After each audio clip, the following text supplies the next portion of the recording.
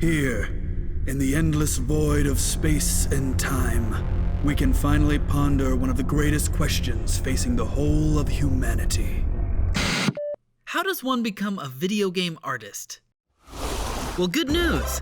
You're watching So You Want to Make Games. It's a 10-part video series, and it's all about making art for video games. We're covering concept art, character art, environment art, tech art, character animation, visual effects, sound design, user interface design, and a final video on game design. We'll be talking to professional game artists who have been making games for years, outlining their core principles, breaking down examples from games, and just getting a ton of solid advice for starting out. And the whole thing starts with this video, an introduction to the core art principles that all video game artists use. Now, keep in mind, this is a springboard and these videos are far from comprehensive, and we might even be wrong sometimes. But if you're an artist that likes gaming, or just someone who wants to make games, this series is made just for you. And hopefully it can jumpstart your own personal journey toward a career in game development. All right, let's get started.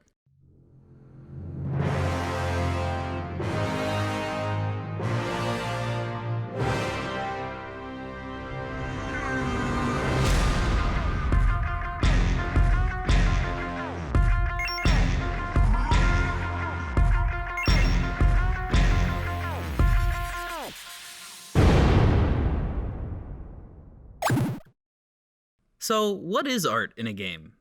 Well, it's basically everything that you can see and hear.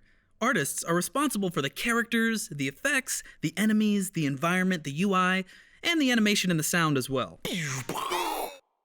But why does every game look so different? And how do you choose what the art's supposed to look like?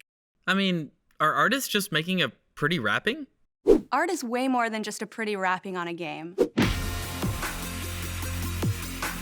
The overall role of a game artist can be broken down into 3 parts: clarity, satisfaction, and style. Wow, awesome. I'm already lost. What is clarity?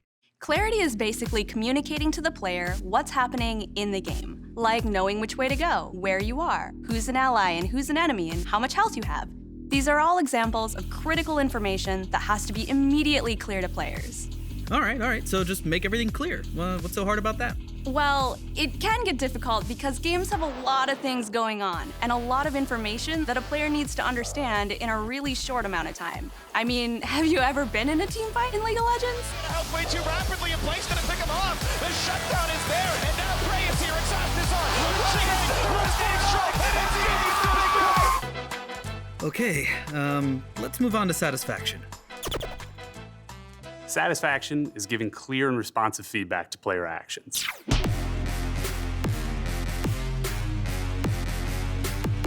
This includes things like immediate change from a button press, feeling good when you succeed, and feeling bad when you fail.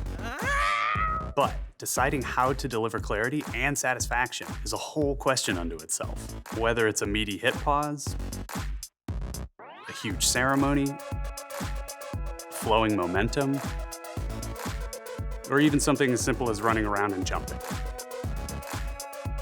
Every game action has to be responsive and satisfying to engage in. So an artist has to make sure a game is clear and satisfying to play, but they still have to pick what style they're gonna do it in.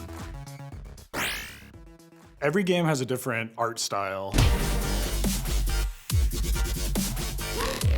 The colors are different, the character designs, the environments, how pushed proportions are. Every type of art style can evoke a different emotion. To use 2 games as an example, PUBG and Fortnite, even though they're very similar in gameplay, their art styles are different, and you feel differently when you play them.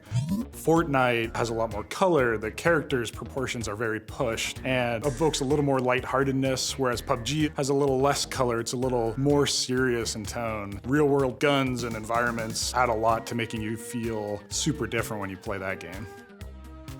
So to recap, the role of a game artist is to make sure that the game is clear, that it's satisfying to interact with, and that the art fits a cohesive art style that sets an emotional tone. Now, games have thousands of pieces of art, and it's pretty hard to keep them from clashing. That's why it's critical to establish a visual hierarchy. Visual hierarchy just means that the most important information is the easiest to see. Artists create visual hierarchy by manipulating contrast to create areas of focus. As an artist, literally everything we do can be framed in terms of contrast, both for creating focus and the overall feeling of an image. There's shape contrast, color contrast, saturation contrast. You can create contrast with things like size, layout, or position. All art forms, actually, between sound, music, and narrative, use contrast in some way. Okay. The only part I don't get is the stuff about contrast. Okay, let me explain. We can start by looking at the basic contrast between light and dark and seeing how we can manipulate that contrast to change the focus and feeling of an image. Consider a checkerboard. Every square on the entire board is either black or white. As an artist, however, if I wanted the center square to be the focus, I would need to reduce the amount of contrast that every other square has so that you know where I want you to look. Whoa. Art is so powerful. So I can make you look here, and here, and here, and here, and here, and here, and here, and here, and here, and here, and here, and here, and here. Another way to create contrast is using shape and size. Shape and size play a huge role in establishing a visual hierarchy. You can use shapes to create distinct points of contrast and achieve clear silhouettes. Shapes can also act as arrows and pointers to highlight where to look, what's dangerous, and what's safe. Size can be used the same way. By simply altering size, we can establish which enemy is the most important to be aware of. Just through changing shapes and sizes, we can communicate different kinds of information. Yeah, and the same thing's true with color. A lot of games use stark color contrast to clearly denote things that are really important to see. Yeah, like the bad guys in Superhot or where you need to jump in Mirror's Edge. But perhaps one of the less obvious ways of establishing a visual hierarchy is how you apply detail to your game. There is always a question of where to put detail and how much to use. It is tempting, especially in a world of copy and paste, to cram as much detail into your game objects as possible. But that doesn't support the visual hierarchy.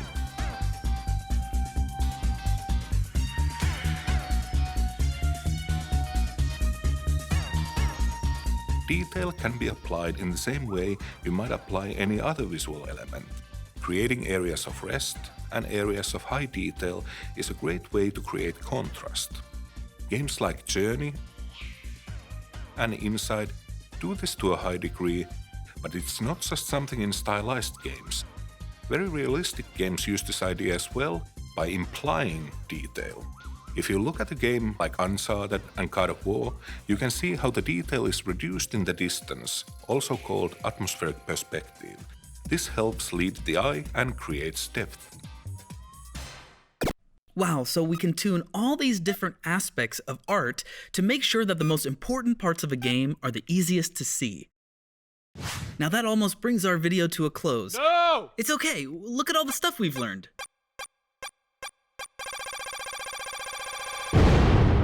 Now, let's spend a few more minutes with Lisa, Sean, Tyson, Moby, Evan, and Santu for advice on pursuing a career as an artist in games. If I had future me giving advice to past me, it would be something along the lines of just try everything. Find out what you are really passionate about. Whatever it is, it's gonna take a lot of hard work to get really good at it. I started out as a musician and dabbled a little bit in 3D and became a visual designer ultimately. If you just explore all of those different things, you'll find something that really sticks, something that you're really passionate about. And all of those fundamentals from all of those different disciplines within art, that's all valuable and it's gonna make you a better, more well-rounded artist in the end. So just try everything. Being a creative is not a vocation. It really is about a way of life and how to live. Focus more on quantity than quality, especially when you're starting out and need to learn a lot and learn quickly. I remember when I started out, I would spend a lot of time on single pieces of art. It sort of hit me years later that I didn't know, as an example, how to draw hands very well. So I took a little bit of time, like a weekend, and I just drew as many hands as I possibly could, instead of spending a lot of time on a single hand.